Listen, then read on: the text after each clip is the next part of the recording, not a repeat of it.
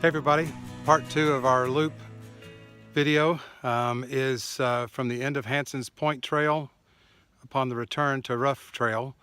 It's a quick descent on Rough Trail heading in the opposite direction in which you came earlier from the trailhead. So you get to the bottom of Hanson's Point Trail, you turn right, and it's a rapid descent down into some pretty nice looking caves and down to the first of 2 creek crossings. So it's going to be really scenic from here on in. A couple of 400 to 500 foot drops and rises back up until you get to Gray's Arch and out. So only 2.5 miles to Gray's Arch, probably 3.25 to the vehicle, making it a total of about a 6.5 to 7 mile loop. So we're halfway through in distance, but we've just started the main part of the descending and ascending climbing. So trek poles are out and away we go.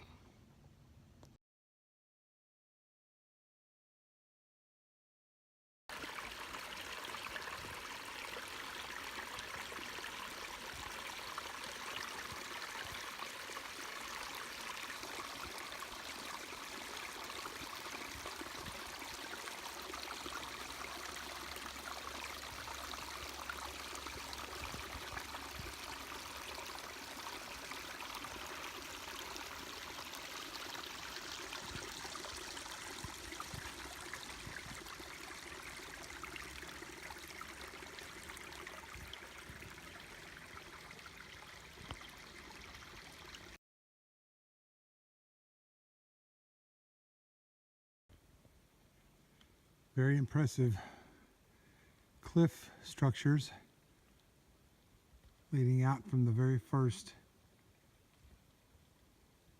creek crossing on the first climb up of 2.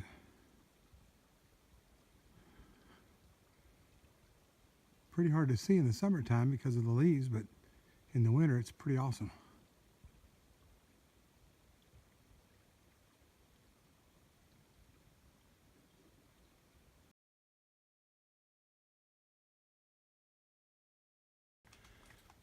This is one of only 2 places you can get lost on the trail if you don't pay attention to that sign. So we just climbed up from the right-hand part of the screen, and that sign there is telling you to go down this way if you're going towards the creek from the ridge. If you're climbing up like we are, going towards Gray's Arch, it's telling you to go left.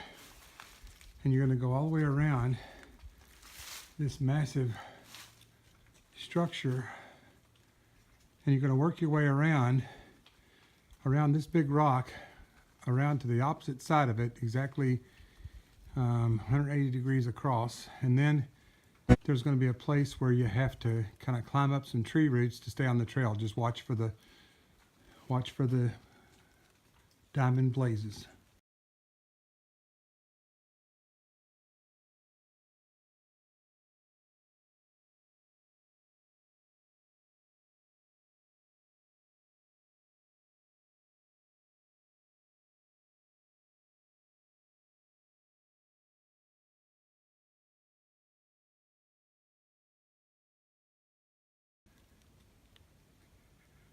So about 3 or 4 minutes climb after those last set of pictures, you get to this point here where, if you look to the left of this tree, there's a trail going down to that cave area, which is a nice resting spot. But the trail is up here. So you kind of got to hold on to these vines, or roots, I should say. And there's the blaze that you got to follow. So we're going up there, and that's the last strenuous part of this part of the hike. All right, within about 3 or 4 minutes of that climb out, which is pretty strenuous, as you can hear, whew, you get to this junction. And this is an important junction because a right-hand turn here takes you to Gray's Arch in 1 mile. So remember, the sign back there was, I think, 2.5 to Gray's Arch. So we did 1.5 miles down to the creek area and back up.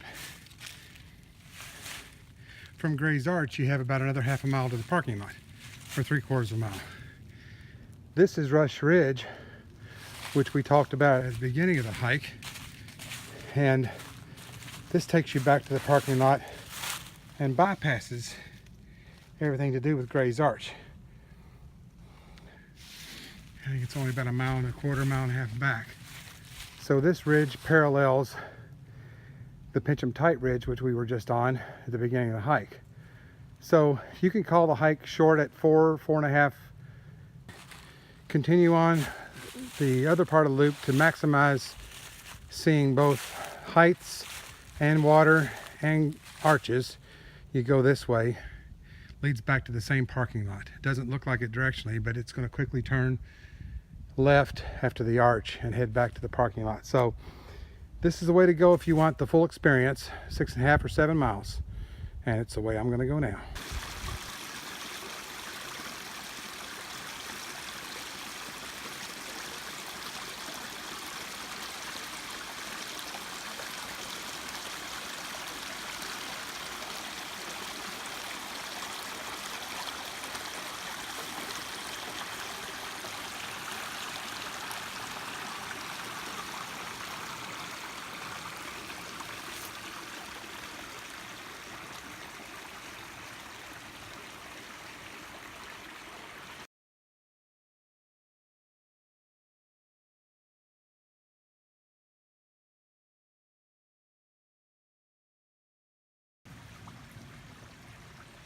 So you follow this trail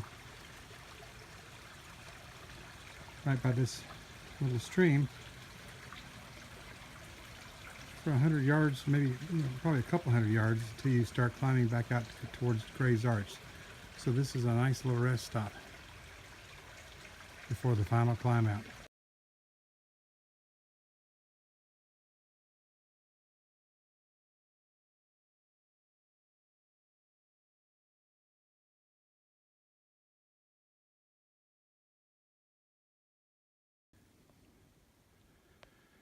Make sure you explore the side trails when you have a desire to.